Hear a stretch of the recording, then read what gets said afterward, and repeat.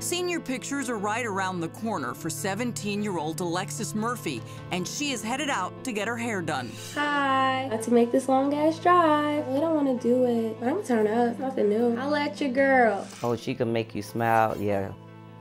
I miss her so much.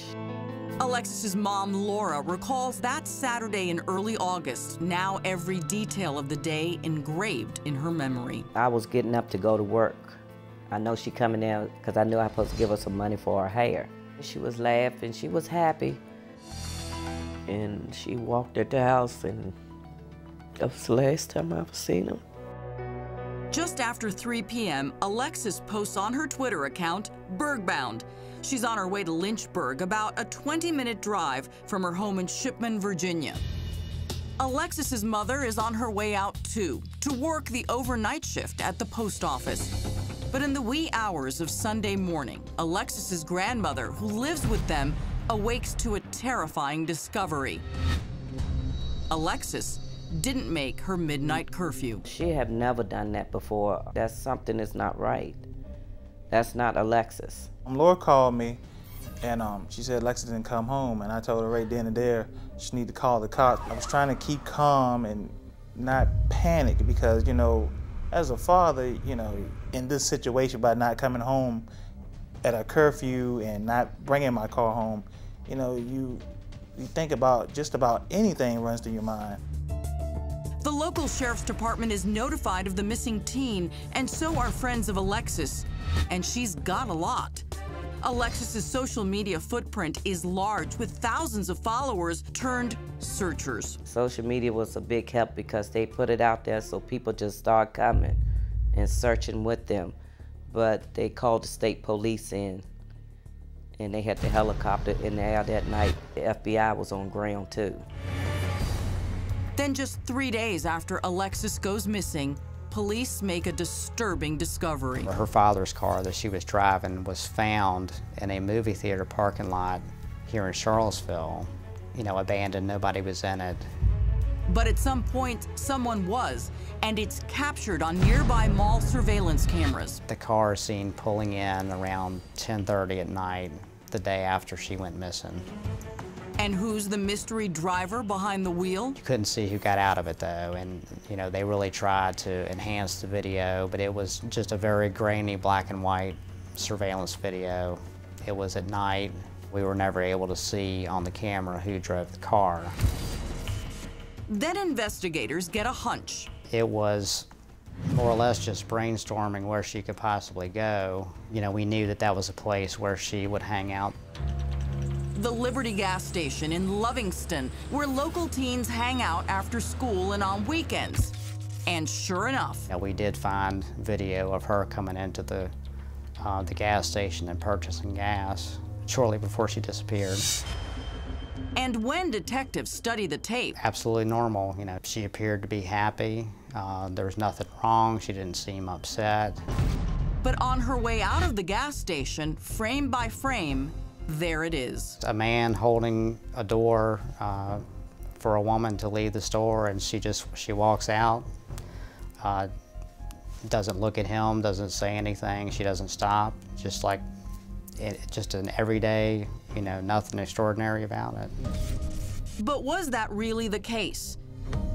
The man in the surveillance video holding the door for Alexis is sporting a large and unique-looking neck tattoo. Cops take notice. And they take notice of something else, too, the man's equally distinctive car. A camouflage Suburban. At the same time, the FBI zeroes in on Alexis's cell phone signal. It's pinging, and it's eerily close. And we determined that her cell phone was located in an area about maybe 1 mile north of that gas station.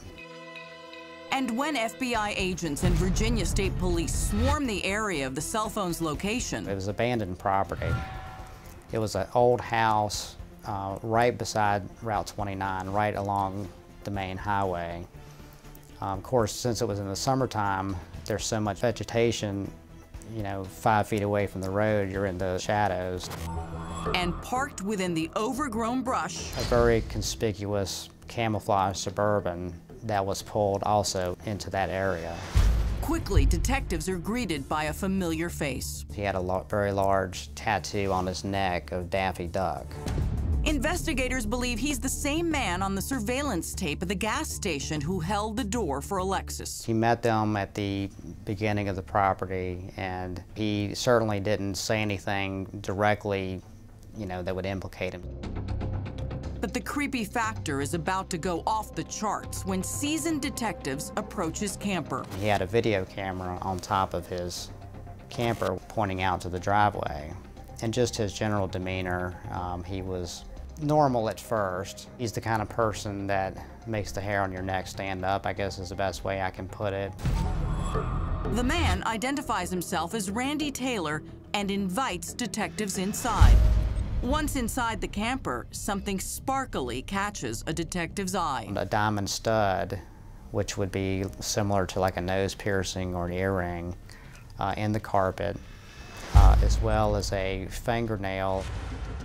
On the pillow of his bed, there was a long black hair that was consistent with an African-American female. Cops' radar is definitely up, but they still need more. For now, they leave Randy's property and take the potential evidence for DNA testing. Their next move is to immediately review the gas station surveillance video. They hope to discover something that will directly connect Randy to Alexis's disappearance. That's when they check another angle, a camera focused outside the gas station. Shortly after she was seen leaving the store with him holding the door, you could see his vehicle go by northbound, which is where his camper was, and then her father's Nissan right behind him.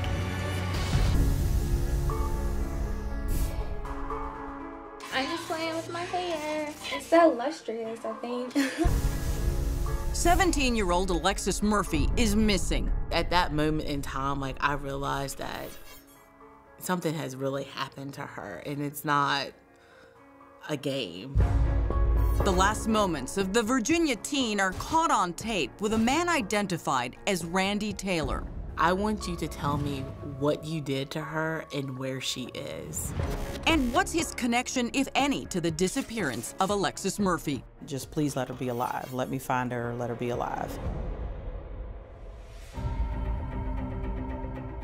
The potential evidence police discovered inside Randy's camper is sent to the Virginia State Police Crime Lab for DNA testing.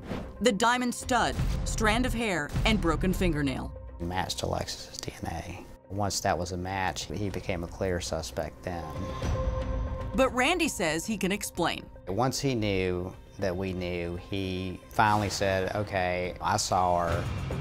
He tells detectives they've got it all wrong and the wrong man. He said that her and, as he put it, a black guy with dreadlocks came to his camper to get drugs. They drank a few beers and then she left his camper, as he put it, laughing and smiling, and that was the last that he saw of her. Randy claims Alexis left with the African-American man with dreadlocks, and he gives cops a name. His name was Damian Bradley, and Mr. Bradley, he knew of Alexis. We go and talk to him because, we want to get to the bottom of this. And he flat out denies even ever meeting Mr. Taylor. He certainly wasn't the last person to be with Alexis. He didn't accompany her to Randy's camper.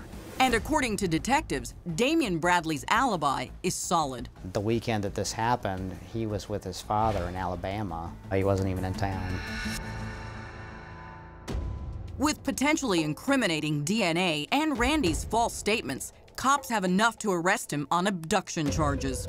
She didn't leave that place laughing and smiling like he said that she did. And when police tell Alexis' family they've made an arrest, the name Randy Taylor doesn't ring a bell, but his face does. But when I saw his face, I thought, this guy looks really familiar, but I could not put my finger on it until it came out that he used to work at a used car lot, and I had actually bought a used car from them, and he was the person who handed me my keys. But who is Randy Taylor? When detectives start asking around the small town, they get an earful. The attendants at the gas station where they were seen together, they just said that he always made them feel uncomfortable. He would just take his Suburban back into a corner parking lot and just sit there for over an hour and just watch people coming in and out of the store. People or teenage girls? Police have their suspicions. Then cops get a call from an employee at a porn shop. He claims just 45 minutes before Randy was at the gas station, he was in his store purchasing 2 adult videos. His getting pornography that day, we felt that there was a sexual motivation to this. It was at that point that we felt that we really needed to get inside the camper and to start, we started developing probable cause to go get a search warrant. And once they get one, federal agents and local police race to Randy's property to take another look inside the camper. And there, under the couch, they make a dreadful discovery. They found a t-shirt balled up under the sofa, and it had black hair extensions and then a set of artificial eyelashes. The shirt appears to be the same one Randy is wearing in the surveillance video, except for one noticeable change. So there was a stain on the back of the shirt. It turned out that it was blood. And like before, the items are sent out for DNA testing. The DNA on the eyelashes, the hair extensions, and the blood stain matched Alexis's DNA. Then inside the abandoned home on Randy's property, investigators unearth evil. It's a scrapbook, and when they open it up, they get a glimpse inside the mind of a potential madman. Pornographic pictures. The faces of those images were cut out. Photos of a female were taped on top of those photos. But just whose face is it? The daughter of one of his co-workers. Still missing is Alexis's cell phone. Her friends and family claim the social media maven was never without it. That's when detectives get an idea. The Department of Corrections in Virginia has canines that are specifically trained to detect cellular phones. Right away, the police canines are unleashed on Randy's property. And found her iPhone about 15 feet from where his camper was, and it was shattered. For it to be found on his property was major. With the evidence mounting against Randy Taylor, he sits back in a jail cell on abduction charges. But Randy swears he's innocent and speaks out to a local news station. I did not kill Alexis Murphy or hurt Alexis Murphy. Do you know where she is? No, sir, I do not. And do you know what happened to her? No, sir, I do not. And maybe he's telling the truth. Authorities begin to wonder if something bigger is at play in the small town of Charlottesville. At this time, there are numerous police reports of other girls who have gone missing in the same area. All their cases, unsolved mysteries. Something wasn't right. 17-year-old Virginia teen Alexis Murphy is missing. Celebrate your girl. Cops arrest 48-year-old Randy Taylor on abduction charges. We wanted to punish Mr. Taylor for what he really did. But with the increasing number of missing girls in the area, authorities wonder if they have the right man or if a serial killer is to blame. Something wasn't right. Investigators were helping us also to try to find some kind of link. October 17, 2009, 20-year-old Virginia Tech student Morgan Harrington went missing from Charlottesville, the same town where Alexis's car was discovered. Morgan's body was found 3 months later in a field south of town. September 13, 2010, 19-year-old Samantha Clark went missing in the town of Orange, Virginia, just minutes from Charlottesville.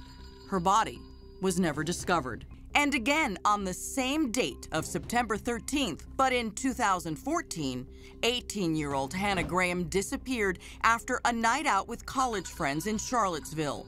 5 weeks later, her remains were discovered in a nearby abandoned property. It was just one of those things that they couldn't quite put their finger on it. It just didn't seem right. For 5 long months, the authorities searched for Alexis. I think you're just numb at that point.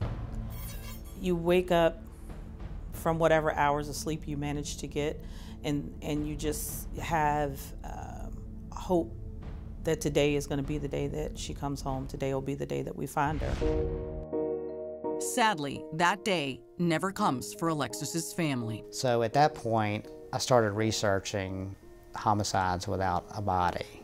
And I ran across a case in Virginia from the 1980s, the Stephen Epperly case. That woman has not been found in over 30 years. Her killer's been convicted and he's in the Department of Corrections. Then, in an unprecedented move, prosecutor Anthony Martin charges Randy with Alexis's murder. We should not reward a person by not charging them with murder just because they're good at hiding the body. Only 2 cases in Virginia have ever moved forward with a murder charge without a body. It's rare to get a conviction without a body. But after only 5 days of testimony, the jury of 5 men and 7 women found Randy Taylor guilty of first-degree murder and abduction with intent to defile. He's sentenced to 2 life sentences. Alexis's family reacts to the verdict on their way out of court. It's like winning the lottery. But better. Not that I've ever won the lottery, but it was pretty amazing.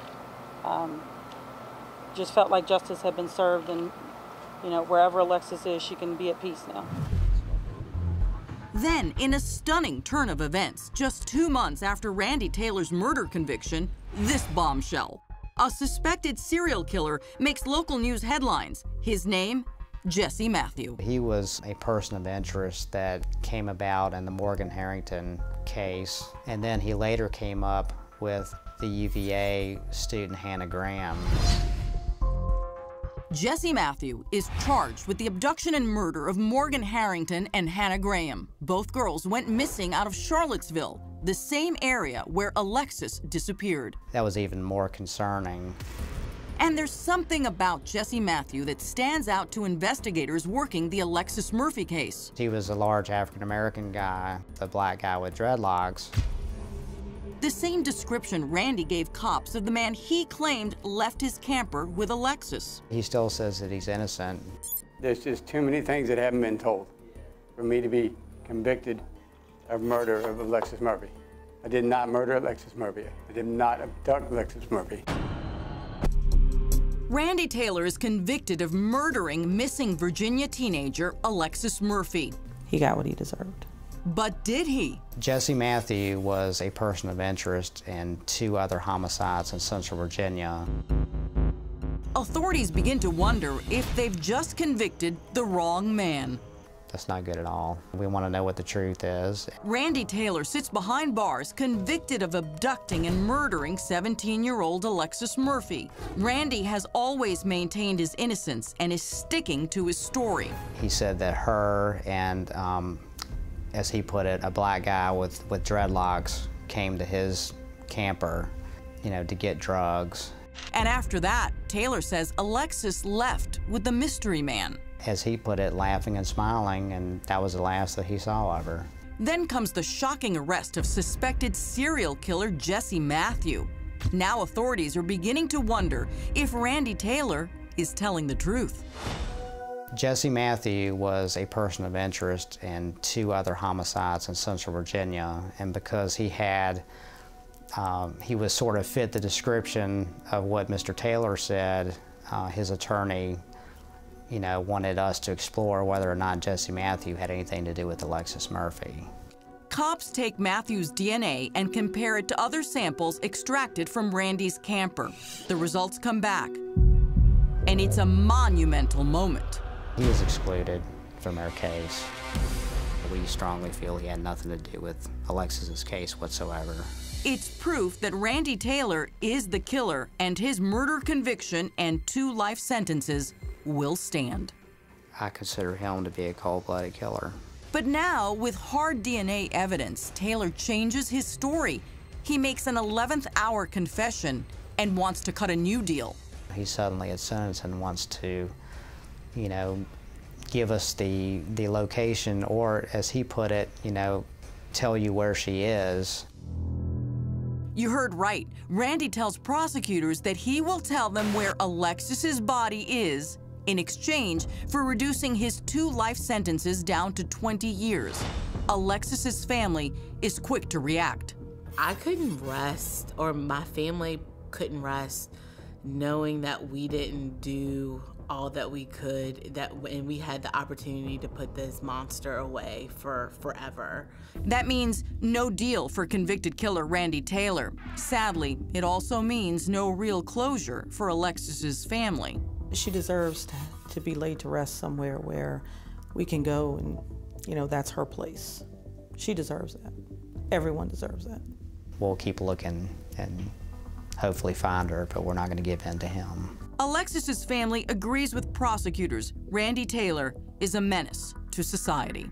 I definitely think if he didn't get the 2 life sentences, that he would have struck again.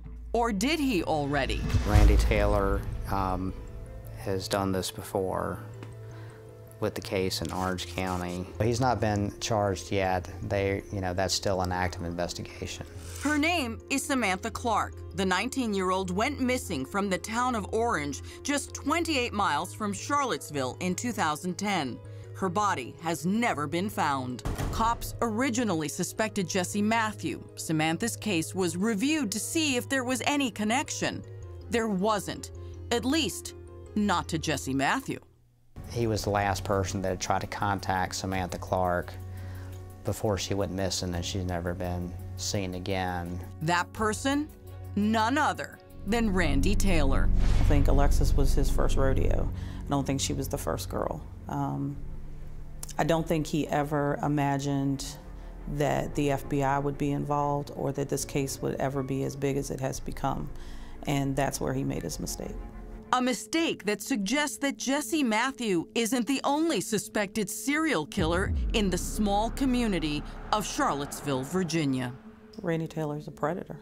According to investigators, Randy Taylor knew Samantha because they lived in the same trailer park at the time of her disappearance. Police Chief Jim Fenwick confirms that Randy Taylor spoke to Samantha on the phone immediately before she went missing. Chief Fenwick makes this statement to a local newspaper. We've heard through various means that the Samantha Clark case is being referred to as a cold case, and quite frankly, that's the furthest thing from the truth. The chief says Randy Taylor is currently a person of interest in the Samantha Clark case. If convicted of Samantha Clark's murder, Randy Taylor could face the death penalty. Randy Taylor will never be out of prison to exact this kind of pain on someone else, but please believe there are plenty more out there like him. Jesse Matthew has now been convicted for abducting and murdering Morgan Harrington and Hannah Graham and is serving 4 consecutive life sentences. As a result of the 3 murders, Alexis's Aunt Trina is now working with an organization called Help Save the Next Girl by remembering the 3 they lost. Alexis was abducted in broad open daylight in a town that has about, 10,000 residents. If it can happen to her, it can happen to anybody. And if it can happen there, it can happen anywhere.